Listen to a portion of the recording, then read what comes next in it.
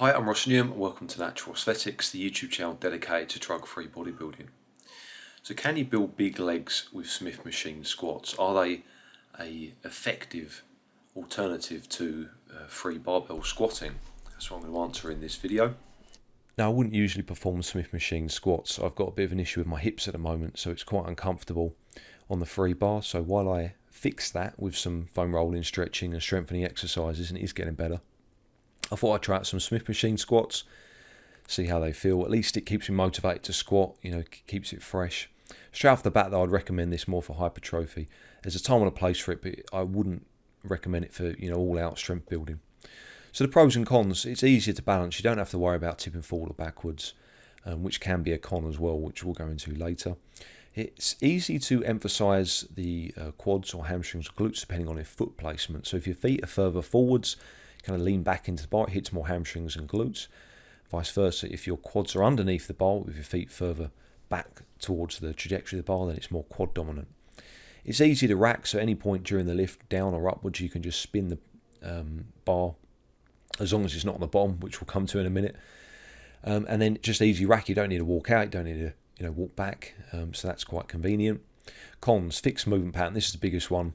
It's just straight up and down. It doesn't allow for a more natural movement, and more natural kind of curved trajectory that you would usually do with a free bar that would be more comfortable for you. Not only more comfortable, but probably safer as well, which is one of the biggest problems with a Smith machine. It doesn't train the stabilizer muscles, the muscles that help to keep you rock steady on the squat, and this carries over to some of the other exercises as well, and you don't get that with the Smith machine. You can't roll the bar out the bottom. If you're stuck on the barbell squats, you can just dump it behind you. There's no way to do that on the Smith machine. If you're stuck at the bottom and you're in between the pins, you are screwed, which can be a potential problem. There was also a study that was undertaken that demonstrated the differences in muscle activation between the Smith machine squats and the free bar squats, and percentages talk for themselves. And I know it's not a true world representation of an exercise's effectiveness, but I still think we should take it into account. And alongside these statistics and how it generally feels for me, which is the most important thing, I would not advocate this over free bar squatting unless you've got a good reason to do so. And that would be, whether you've perhaps got a niggle and it just feels more comfortable.